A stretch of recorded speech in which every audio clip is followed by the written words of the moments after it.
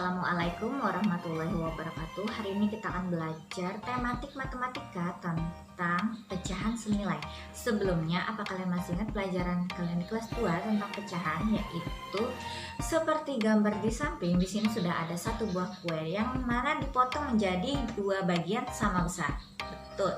Kemudian gambar berikutnya hanya satu kue yang tersisa karena sudah dimakan satu bagiannya. Pertanyaannya adalah berapa bagian kue yang masih tersisa? Betul, jawabannya adalah 1/2. Kenapa 1/2? Karena satu bagian saja yang tersisa dari dua bagian semuanya. Betul. Nah, kalau pecahan seperti ini masih dalam bentuk ada gambarnya, berapa nilai pecahannya? Berapa jumlah kue yang tersisa? Jadi perhatikan pertanyaannya, jumlah kue yang tersisa, bukan jumlah kue yang dimakan. Kalau jumlah kue yang tersisa, jawabannya adalah 3/4 karena hanya ada 3 kue yang tersisa dari 4 potongan kue yang sudah dipotong tadi. Kalau pertanyaannya berapa kue yang sudah dimakan, jawabannya adalah 1/4. Betul. Nah, berikutnya kita akan belajar tentang pecahan senilai. Maksudnya apa? Maksudnya, jadi misalkan ada angka 1/2 ini,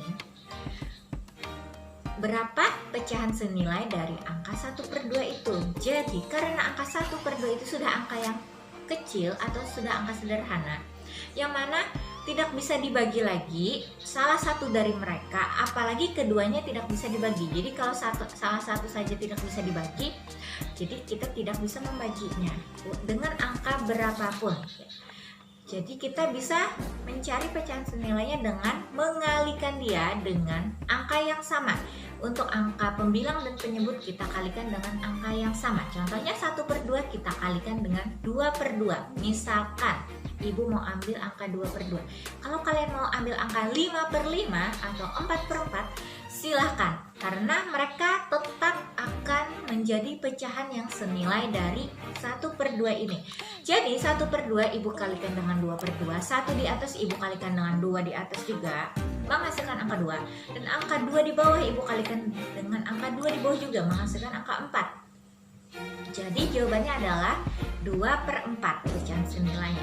Itu kalau yang ditanyakan hanya satu pecahan senilai. Tapi kalau yang ditanyakan 2 buah pecahan senilai, boleh kita cari lagi. Tadi misalkan kita sudah mengalihkan dengan 2/2. Misalkan kalian mau mengalihkan dengan 5/5, bisa. Kalau dengan 3/3, boleh? Boleh. Yang penting angka di atas dan di bawahnya harus sama. Jadi kalau di atas kalian kalikan 3, di bawah harus 3 juga. Jangan di atas kali 3, di bawah dikali 6. Akan menghasilkan angka yang berbeda. Nah, lalu angka 1/2 tadi masih menggunakan angka yang asalnya. Jadi 1/2 kalian kalikan dengan 5/5. Jadi 1 dikali dengan 5, di atasnya menghasilkan angka 5. 2 dikalikan dengan angka 5 akan menghasilkan angka 10. Jadi jawabannya menjadi 2/4 dan 5/10. Betul. Apakah bisa kita coba mencari pecahan senilai dengan membaginya? Bisa. Jadi misalkan soalnya seperti ini. 2/4 berapa pecahan senilainya? Misalkan kita mau membagi, kita tidak mau mengalinya. Jadi 2/4 kita bagi dengan angka yang sama-sama bisa dibagi dengan atas dan bawahnya itu. Karena mereka angka genap, boleh kita menggunakan angka 2/2. Betul. Jadi 2 di atas kita bagikan dengan 2 di sampingnya, menghasilkan angka 1. Lalu angka 4 di bawah kita bagi dengan angka 2 di bawah di sampingnya juga, menghasilkan angka 2. Sehingga jawabannya adalah 1/2. Nah, misalkan kalian menjawab soal pilihan ganda, jadi otomatis kalian harus menyesuaikan jawaban itu dengan apa yang dipinta oleh pilihan ganda. Tidak bisa sesuai dengan apa yang kalian mau hitung. Jadi misalkan pecahan senilai dari 1/2, pilihan ganda ternyata mau minta kali 5/5. Kalian misalkan mau mengali 2/2, akan tidak menemukan hasil yang sama. Akan ada soalnya seperti ini. 2/4 sama dengan titik-titik per 8. Nah, perhatikan angka titik-titik dan di bawahnya. Di bawah angka titik-titik adalah angka 8. 8 itu adalah hasil dari dibagi ataukah dikali dari angka di sampingnya. Jadi angka 4 di sampingnya itu apakah dikali atau dibagi yang mana menghasilkan angka 8. Otomatis kalau menjadi lebih besar, angkanya adalah pasti dikali. Jadi 4 dikali berapa menghasilkan angka 8? 4 dikali 2. Otomatis di atasnya harus dikalian kali dengan 2 juga. Jadi 2 di samping soal atau 2 soal itu kalian kalikan dengan angka 2, menghasilkan angka 4. Betul. Nah, jadi jawabannya adalah 4 kalau ada soal seperti itu. Tematik PPKN tentang keberagaman profesi dan perannya dalam kehidupan sehari-hari. Dalam kehidupan sehari-hari kita menemui banyak keberagaman, salah satunya adalah keberagaman profesi. Profesi itu apa? Profesi adalah suatu bidang pekerjaan yang memerlukan keterampilan tertentu. Sedangkan pekerjaan adalah suatu kegiatan yang dilakukan orang untuk mendapatkan penghasilan yang mana dalam melaksanakan pekerjaannya orang tersebut tidak memerlukan keterampilan khusus. Artinya semua orang bisa melakukan pekerjaan tersebut. Beda halnya dengan profesi. Profesi memerlukan pendidikan atau pelatihan tertentu sebelum bisa menjalankan profesinya. Salah satu contoh profesi adalah dokter, perawat, guru, arsitek, dan yang lainnya. Guru memiliki peran penting dalam mendidik generasi penerus bangsa, yang mana tugasnya adalah membekali siswa dengan ilmu pengetahuan. Selain itu, arsitek juga memiliki peran penting dalam kehidupan sehari-hari, yang mana tugasnya adalah merancang suatu bangunan agar dapat berdiri kokoh selama beberapa tahun sesuai dengan perkiraan arsitek tersebut. Sedangkan dokter dan perawat memiliki peran yang sangat penting, apalagi di masa pandemi ini, yang mana wabah virus corona sedang berada di mana-mana, yang mana dokter dan perawat memiliki tugas dan peran untuk merawat serta mengobati orang yang sakit agar sehat kembali. Nah, semua profesi memiliki tugas dan peran penting yang berbeda-beda, sehingga kita harus menghargai profesi semua orang walaupun mereka berbeda-beda. Karena apa? Karena mereka mempunyai tugas dan peran yang sangat penting. Kita akan belajar tematik SBDP tentang teknik pewarnaan. Yang pertama teknik pewarnaan kering, yang kedua teknik pewarnaan basah. Apa bedanya? Yang pertama, teknik pewarnaan kering.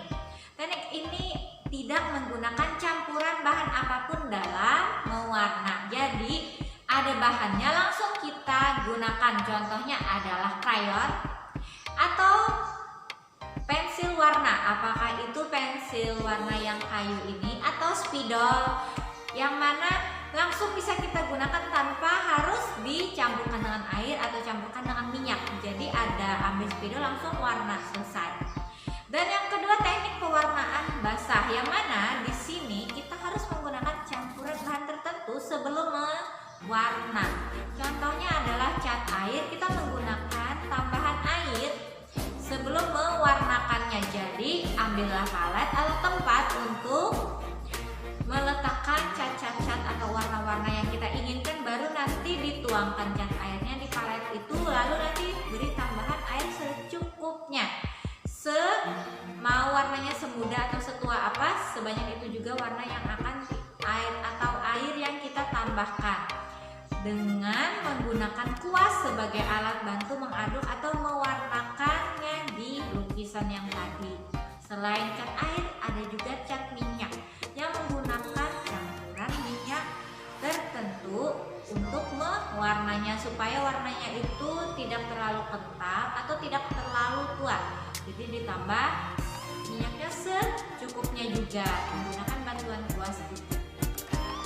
Nah, Selain teknik pewarnaan basah dan kering, ada juga teknik pewarnaan dengan cara menempelkan kertas pada bidang atau bagian yang ingin kita warna. Jadi misalkan ada gambar pemandangan, ada gambar matahari, awan dan langit. Misalkan matahari, kita ambil kertas warna kuning, kita tempelkan pada gambar matahari atau misalkan lingkaran matahari itu. Lalu misalkan langit warna biru, kita gunakan kertas warna biru, tempelkan untuk warna lain langit, serta kertas warna putih untuk warna awan. Nah, itu menggunakan teknik tempel seperti pada gambar berikut. Nah, di situ sudah terdapat perbedaannya ya. Berikutnya, dalam membuat karya seni ada 3 bahan yang bisa kita gunakan. Yang pertama bahan dari alam, yang kedua bahan buatan, yang ketiga bahan dari barang bekas. Apa bedanya? Kalau bahan dari alam adalah yang ada di sekitar kita langsung tanpa kita apa-apakan. Contohnya daun ada di sekitar kita, kan dari pohon bisa kita ambil daun yang jatuh atau daun dari pohonnya boleh juga. Lalu batangnya bisa, atau ranting-rantingnya juga bisa. Atau biji-bijian, misalkan biji buah apa atau biji bunga apa, bisa kita gunakan dalam membuat karya seni. Contohnya seperti berikut, ini adalah contoh karya seni yang terbuat dari bahan alam. Ya. Dan yang kedua, bahan dari bahan buatan. Maksudnya apa? Ini adalah bahan yang dari alam tapi kita olah atau diolah oleh manusia sehingga terbentuklah seperti misalkan plastik. Plastik itu bahan dari buatan. Juga besi. Besi adalah buatan. Selain itu, barang bekas. Barang bekas adalah barang yang sudah dipakai atau tidak digunakan lagi. Contohnya adalah bekas tutup botol atau tempat minum. Jadi misalkan ada kita minum air mineral dalam kemasan, kemasannya itu atau botol minuman itu bisa kita gunakan untuk membuat karya seni. Kalau kita susun, pertanyaannya menjadi seperti ini. Apa saja alat atau bahan yang kita perlu siapkan sebelum menanam bunga anggrek di dalam pot? Boleh seperti itu. Yang kedua, when, kapan kita bisa menanam bunga anggrek di dalam pot? Lalu where, di mana kita bisa menanam bunga anggrek di dalam pot? Apakah di dalam rumah atau di luar ruangan? Boleh. Lalu who, siapa yang bisa menanam bunga anggrek di dalam pot? Atau siapa saja yang bisa menanam bunga anggrek di dalam pot? Apakah anak kecil atau orang dewasa saja? Lalu why, mengapa kita perlu menanam bunga anggrek di dalam pot? Apakah tidak bisa misalkan dibiarkan di tanah, atau misalkan mengapa seperti itu? Iya. Lalu yang terakhir, how, bagaimana cara menanam bunga anggrek di dalam pot agar tetap subur sehingga tidak cepat layu? Boleh seperti itu daftar pertanyaannya. Kemudian setelah kita tanyakan daftar pertanyaan kita itu kepada narasumber, diperolehlah informasi yang mana harus kalian tuliskan dalam bentuk sebuah laporan. Ini adalah contoh laporan wawancara. Dan perhatikan dalam menulis laporan hasil wawancara perlu menggunakan pedoman umum ejaan bahasa Indonesia. Maksudnya apa?